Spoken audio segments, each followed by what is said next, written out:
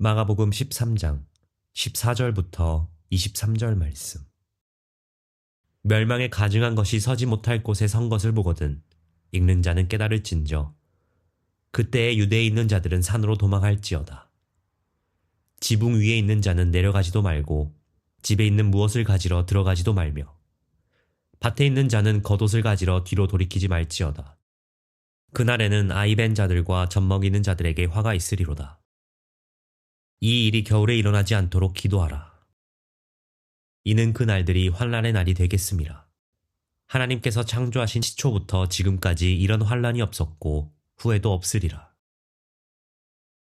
만일 주께서 그 날들을 감하지 아니하셨더라면 모든 육체가 구원을 얻지 못할 것이거늘 자기가 택하신 자들을 위하여 그 날들을 감하셨느니라. 그때 어떤 사람이 너희에게 말하되 보라 그리스도가 여기 있다 보라 저기 있다 하여도 믿지 말라. 거짓 그리스도들과 거짓 선지자들이 일어나서 이적과 기사를 행하여 할 수만 있으면 택하신 자들을 미혹하려 하리라. 너희는 삼가라. 내가 모든 일을 너희에게 미리 말하였노라. 좋은 날입니다. 성령님께서 오늘도 여러분의 심령 가운데 은혜와 평강 주시기를 주님의 이름으로 축복합니다. 오늘은 마가복음 13장 14절부터 23절까지의 말씀을 통해서 성령님께서 마지막 종말 때 일어날 일에 대한 말씀을 다시 한번 들을 수 있기를 바랍니다. 우리가 13장 1절부터 13절까지의 말씀에서 예수님은 종말에 일어날 일들, 징조들에 대해서 몇 가지를 말씀해 주셨습니다. 첫 번째는 종교적 미혹이 일어날 것이다. 두 번째로는 정치적 혼란이 전 세계에서 일어나서 전쟁의 일들이 있을 것이다. 그리고 세 번째로는 자연적 재앙이 일어나서 지진과 기근이 일어나게 될 것이다. 그리고 네 번째로 그와 동시에 유대인 혹은 교회에 대한 큰 핍박이 일어날 것이다. 심지어는 가족 간에도 이러한 서로 아마 믿음 때문에 서로를 재판장에 넘겨주는 그리고 죽임에 넘겨주는 일까지 일어나게 될 것이다. 그러나 그 가운데서도 기쁜 소식은 천국 복음이 모든 족속에게 전거되기 위해서 전파될 것이다 하는 것을 여러분에게 말씀드렸습니다. 자, 오늘은 계속적으로 14절부터 23절까지의 말씀을 볼 수 있기를 바랍니다. 종말적인 재난이 시작될 때 일어날 일들, 가장 중요한 일들에 대한 이야기를 계속하고 있습니다. 오늘 본문 여러분 14절부터 23절까지를 읽어보면 여러분이 느끼는 것이 무엇입니까? 종말에 이스라엘 혹은 유대인들에게 일어나는 일들에 초점을 맞추고 있는 것을 볼 수가 있습니다. 무슨 말씀인가 하니 우리가 종말을 정확하게 이해하기 위해서 그 종말이 주님이 재림하시는 그 때를 저는 종말이라고 이야기하는데 그 주님이 재림하시는 시즌에 일어날 일이 이스라엘과 연관이 있다는 것입니다. 다시 말해서 세상의 마지막 혹은 하나님의 최후 심판 혹은 예수님의 재림이 언제 일어날까요? 하고 묻는다면 이스라엘에 일어나는 일들을 보면 알 수가 있다 하고 말할 수 있다는 것입니다. 그만큼 이스라엘은 굉장히 중요합니다. 육체적 이스라엘, 유대인 혹은 이스라엘의 나라, 영토에 일어나는 일들이 상당히 종말과 연관이 있다는 것을 성경은 말해주고 있습니다. 오늘 본문이 특별히 그러한 부분의 한 부분입니다.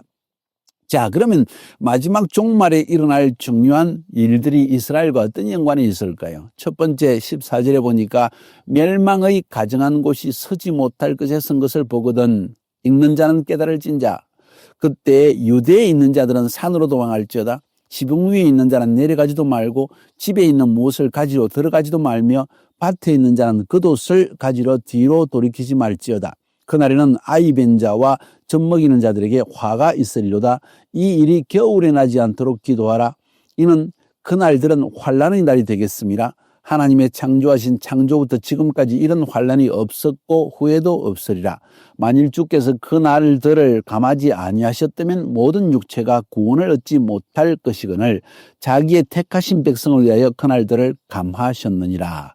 자, 14절부터 20절까지는 상당히 한 가지의 사건, 일어날 일들을 설명해 주고 있는데 이스라엘에 일어날 일들을 말하고 있는 것을 보여줍니다. 유대에 있는 자들은 산으로 도망하고 지붕에 있는 자는 내려가지 말고 집에 있는 자는 무엇을 가지러 들어가지도 말고 밭에 있는 자는 겉옷을 가지러 뒤로 돌이키지 말지어다.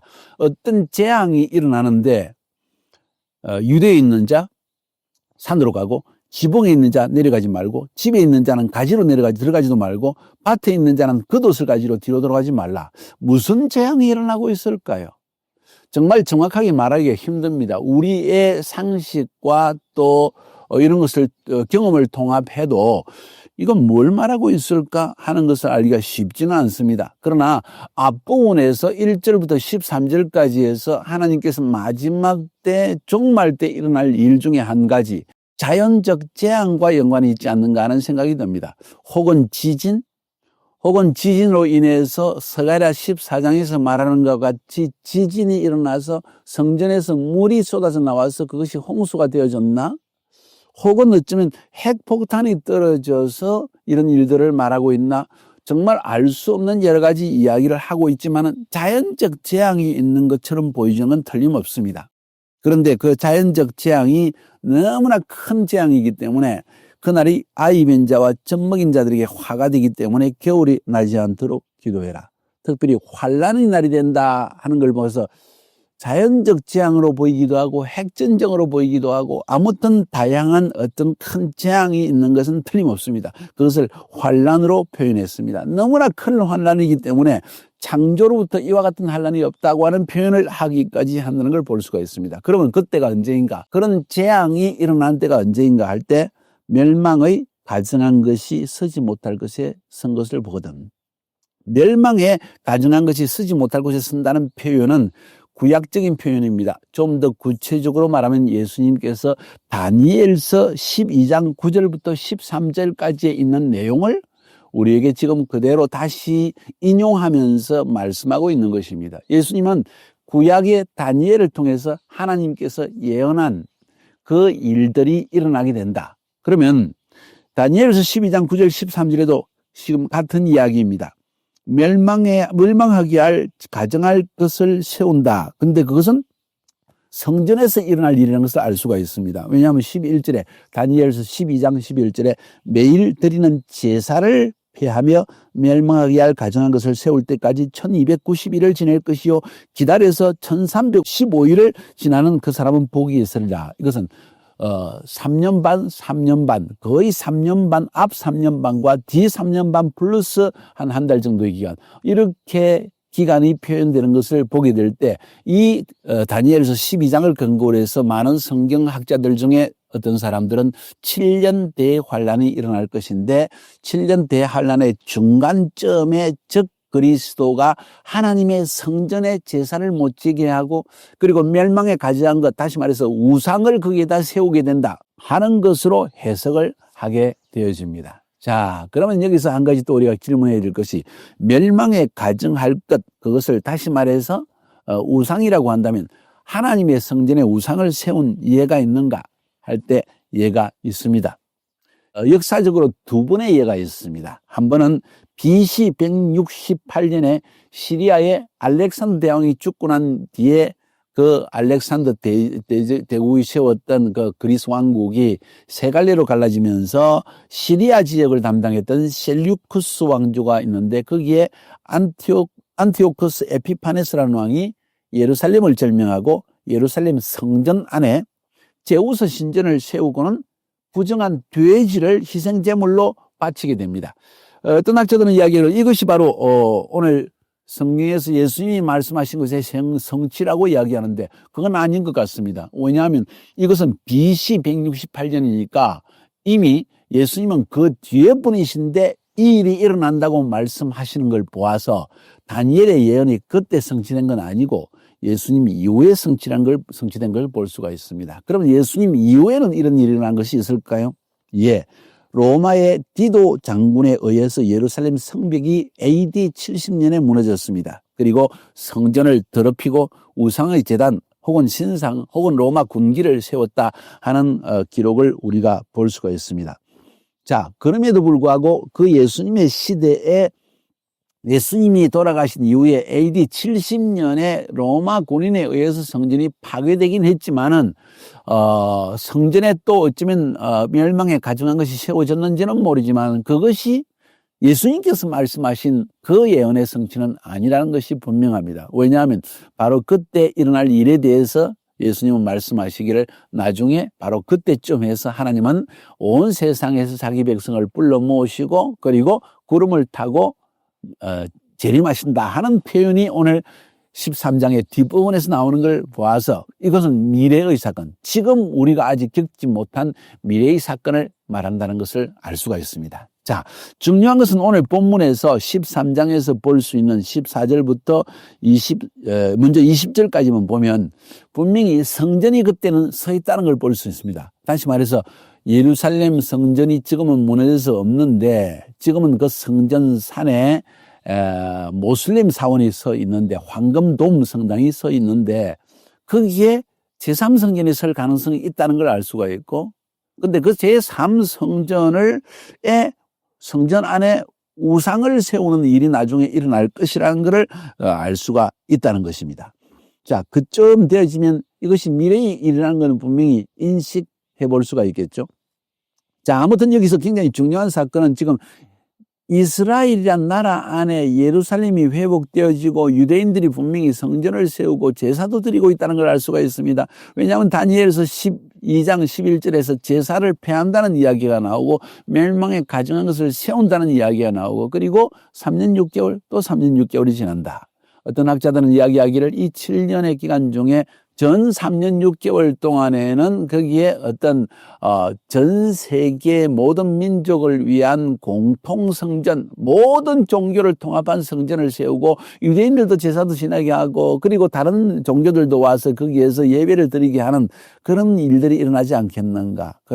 그러다가 3년 6개월이 지나고 나서 나머지 3년 6개월이 남았을 때 중간점에 7년 중에 중간점에 제사도 피하고 그리고 우상을 세워놓고 이게 바로 그리스도다. 이게 이 세상의 신이다. 하고 즉 그리스도가 자신의 모습을 나타내는 때가 올 것이다. 하고 되게 이렇게들 말하고 있습니다. 상당히 보수적인 교단들과 학자들이 이 이야기를 하고 있고 저도 상당히 그것이 일리가 있는 이야기라는 걸 여러분에게 말씀드립니다. 자, 중요한 사실은 주님이 마지막 때에 대한 이야기를 하고 있는데 마지막 때 이스라엘과 특별히 성전과 예루살렘과 성전과 연관되어서 이런 일들이 일어나는 것을 말하고 있다는 것입니다. 더욱이 누가복음을 한번 읽어보면 동일한 사건을 이야기할 때 누가복음 21장 20절부터 25절 보면 22절까지를 보면 너희가 예루살렘이 군대들에게 에워싸이는 걸 보거든 그 멸망이 가까운 줄을 알라. 그때 유대에 있는 자는 산으로 도망할 것이고 성내에 있는 자는 나갈 것이며 촌에 있는 자는 그리 들어가지 말지어다. 이 날들은 기록된 모든 것을 이루는 징벌의 날이니라. 누구에 대한 징벌이냐? 예루살렘을 공격하는 이방 연합군들에 대한 하나님의 심판이다. 징벌이다. 하는 이야기를 하면서 이때 그러니까 오늘 마가복음 13장 14절부터 23절까지 표현하고 있는 산으로 도망할 것이고 그리고 지붕에 있는 자는 내려가지 말 것이고 들에 있는 자도 그 돛을 가지러 가지 마라 하는 이야기는 뭔 이야기냐. 예루살렘이 지금 군대에 의해서 에워싸였다는 것입니다. 이방 연합군들이 이스라엘을 공격하여서 이제 예루살렘까지 진격해서 예루살렘이 침몰되기 직전에 있고 어쩌면 침몰된 상황을 지금 이야기하는 것입니다. 그 상황을 보고 도망가는 상황을 지금 이야기하는 거예요. 그러면서도 거기에 지진이 일어났든지 핵폭탄이 떨어졌든지 뭔가 일어난 사실을 알 수가 있습니다. 자, 그러니까 이 누가복음과 다니엘서 그리고 오늘 마가복음 13장을 전체 종합해서 우리가 볼 수 있는 중요한 내용은 마지막 때 이방 군대가 예루살렘을 침공할 때가 멸망의 때이다. 다시 말해서 마지막 때 종말의 때이다 하는 것을 알 수가 있습니다. 그럼 그때 일어날 일에 대해서 오늘 성경 본문은 뭐라고 말하고 있을까요? 다시 한번 살펴봅시다. 21절부터 23절까지의 말씀을 한번 여러분과 볼까요? 그때 사람이 너희에게 말하되 보라 그리스도가 여기 있다. 보라 저기 있다 하여도 믿지 말라. 거짓 그리스도들과 거짓 선지자들이 일어나서 이적과 기사를 행하여 할 수만 있으면 택하신 백성을 미혹해 하려 하리라. 너희는 삼가라. 내가 모든 일을 너희에게 미리 말하였노라. 주님께서 미리 우리에게 경고하시고 제자들에게 말씀하시고 믿는 우리들 그리스도를 따르는 이 제자인 우리들에게도 말씀하시고 있습니다. 내가 미리 너희에게 말한다. 그때 바로 이스라엘 안에 내가 그리스도 하는 즉 그리스도와 거짓 선지자와 거짓 그리스도들이 계속 일어나서 사람들을 미혹하는 일이 있을 것이다. 뭔 이야기인지 아십니까? 항상 종말의 때에 세상이 어지럽고 전쟁이 일어나고 종교적인 혼란이 일어날 때 바로 거짓 선지자, 거짓 신들이, 이단들이 창궐하게 된다는 사실을 우리에게 말하고 있습니다. 자, 특별히 이것이 이스라엘 안에 일어난다는 말인지 아니면 이스라엘 바깥 전 세계에 일어난다는 것인지 명확하지 않지만은 본문의 상황을 볼 때 바로 이 종말의 때 이스라엘 안에 이렇게 내가 메시아다 그리고 거짓 선지자가 일어나가지고 저 사람이 메시아다 하고 미혹하는 일들이 일어난다는 사실을 성경은 말하고 있다는 것입니다. 자, 오늘 두 번째 시간 말씀드렸습니다. 종말의 때 일어날 일 한 가지만 기억합시다. 이스라엘에 일어나는 일을 보면 종말이 가까웠다는 걸 알 수가 있다. 여러분, 이제는 뉴스를 볼 때입니다. 이스라엘의 중동에 일어나는 일들의 귀를 기울여 봅시다. 그리고 오늘 말씀하신 것처럼 제3성전이 세워지고 멸망에 가정한 것 성전 안에 우상을 세우는 때가 언제인지 한번 살펴봅시다. 귀를 기울여 보면 우리가 종말의 때가 눈앞에 왔는지 코앞에 왔는지 아닌지를 우리가 알 수 있다는 것입니다. 승리하시기를 주님의 이름으로 축복합니다.